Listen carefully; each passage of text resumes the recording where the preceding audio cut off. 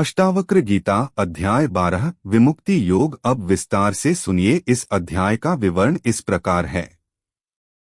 अष्टावक्र गीता का 12वां अध्याय विमुक्ति योग के नाम से प्रसिद्ध है। यह वह योग है जो साधक को संसार के बंधनों से मुक्त करता है और उसे पूर्ण स्वतंत्रता की अवस्था में ले जाता है। यहाँ मुनि अष्टावक्र राजा जनक को इस योग के गूढ़ रहस्यों का वर्णन करते हैं, जिससे साधक न केवल शारीरिक, मानसिक और बौद्धिक बंधनों से बाहर निकलता है, बल्कि आत्मा की परिपूर्ण स्वतंत्रता को प्राप्त करता है। राजा जनक अब तक वैराग्य, ज्ञान योग और समाधि योग के रहस्यों को समझ चुके थे, लेकिन वे जानते थे कि वास्तविक आजादी तभी संभव है जब मन और आत्मा पूरी तरह से बंधनों से मुक्त हो। मुनि अष्टावक्र उन्हें बताते हैं कि विमुक्ति योग केवल सांसारिक बंधनों को तोड़ना ही नहीं है, बल्कि मन और बुद्धि के सभी सीमाओं को पार कर जाना है। अष्टावक्र जी कहते हैं कि विमुक्ति योग का अर्थ है अपने आप को हर प्रकार की माया, मोह, लालच, द्वेष और भय से मुक्त करना। यह योग साधक को संसार के तमाम भ्रमों से बाहर निकालकर उसे आत्मा की शुद्धतम स्थिति में ले जाता है। इस अवस्था में न तो कोई वस्तु उसकी स्वतंत्रता को बाधित कर सकती है, न कोई विचार उसे विचलित कर सकता है। राजा जनक ने पूछा, हे मुनि, क्या यह विमुक्ति योग केवल साधकों के लिए है या सामान्य जीवन में भी इसे अपनाया जा सकता है? अष्टावक्र ने उत्तर दिया, विमुक्ति योग सभी के लिए है। यह एक ऐसी अवस्था है जिसे कोई भी साधक, चाहे वह घर का व्यक्ति हो या कोई मुनि, प्राप्त कर सकता है। यह योग जीवन के हर क्षेत्र में स्वतंत्रता और शांति का संचार करता है। मुनि आगे कहते हैं कि विमुक्ति योग की शुरुआत होती है अपने मन के नियंत्रण से। जब साधक अपने मन को हर प्रकार की द्वैतपूर्ण सोच, तुलना और क्रोध से मुक्त कर लेता है, तब वह विमुक्ति के द्वार पर पहुंच जाता है। इस अवस्था में मन न तो सुख में लिप्त होता है, न दुख में, बल्कि वह एक शांत और स्थिर सागर की तरह हो जाता है। अष्टावक्र जी बताते हैं कि विमुक्ति योग में आने वाला व्यक्ति संसार की विविधता को समझता है, पर उससे प्रभावित नहीं होता। वह देखता है कि सब कुछ परिवर्तनशील है और इसका कोई स्थायी आधार नहीं है।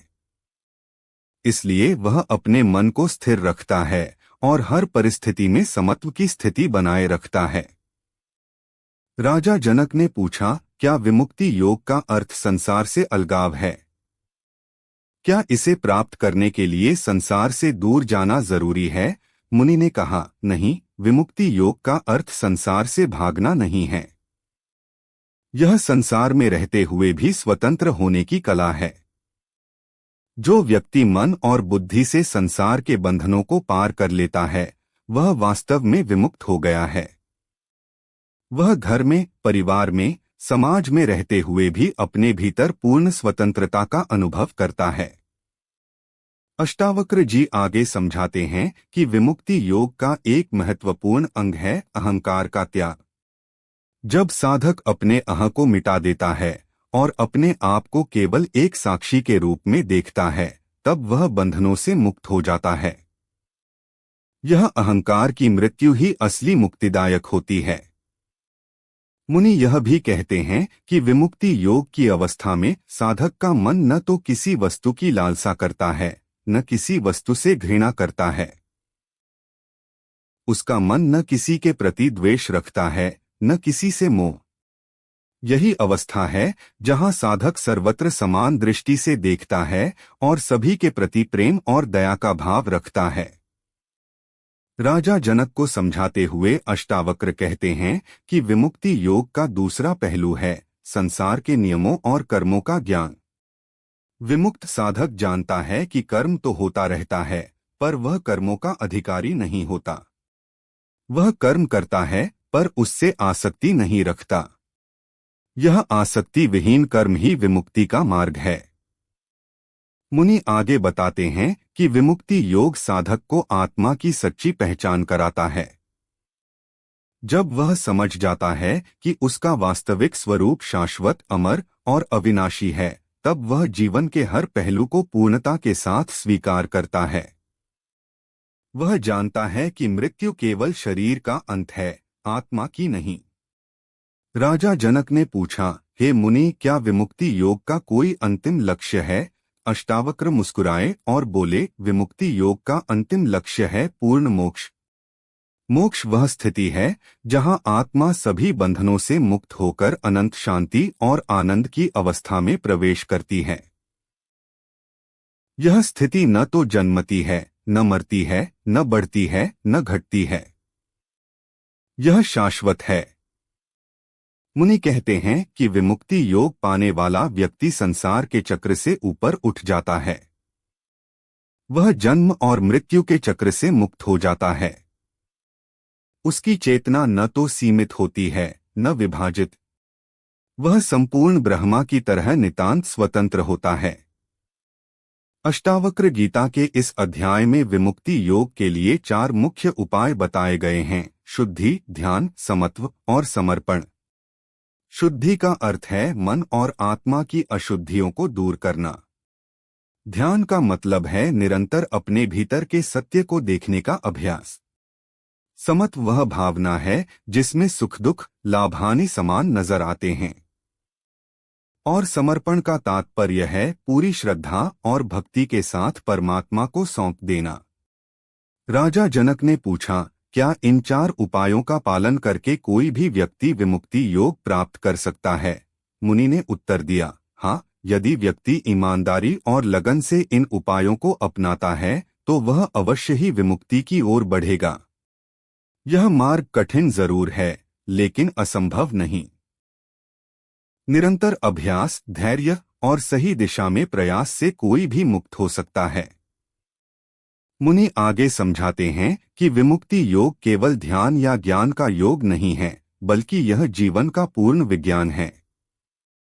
यह योग साधक को संसार के सभी पहलुओं को समझने और स्वीकारने की क्षमता देता है। यह योग मन को अशांतियों से मुक्त करता है और उसे आत्मा की शाश्वत शांति से जोड़ता है। राजा जनक अब इस योग की गहराई को समझ चुके थे। वे जानते थे कि विमुक्ति योग जीवन का सबसे बड़ा वरदान है जो साधक को पूर्णता और अनंत आनंद प्रदान करता है। यह योग न केवल मृत्यु के बाद मोक्ष का मार्ग है, बल्कि जीवन में भी शांति और स्वतंत्रता का अनुभव कराता है। अष्टावक्र गीता के इस अध्याय में विमुक्ति योग की महत्ता को बार बार दोहराया गया है।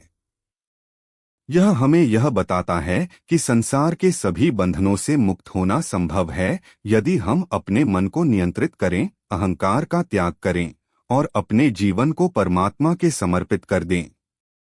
तभी हम सच्ची आजादी और शाश्वत आनंद का अनुभव कर सकते हैं। अंत में मुनि अष्टावक्र राजा जनक को यह शिक्षा देते हैं कि विमुक्ति योग कोई अंतिम बिंदु नहीं, बल्कि एक निरंतर प्रक्रिया है। यह जीवन भर चलने वाला अभ्यास है जिसमें साधक हर दिन नए आयामों पर अपनी चेतना को विस्तृत करता है। यही विमुक्ति योग की वास्तविक महानता है। इस प्रकार अष्टावक्र गीता का 12वां अध्याय विमुक्ति योग हमें सिखाता है कि जीवन की सबसे बड़ी सफलता मन और आत्मा की पूर्ण स्वतंत्रता है। यह योग हमें संसार के बंधनों से ऊपर उठकर शाश्वत आनंद और शांति की ओर ले जाता है। विमुक्ति योग का अनुसरण कर हम अपने जीवन को सार्थक और पूर्ण बना सकते हैं।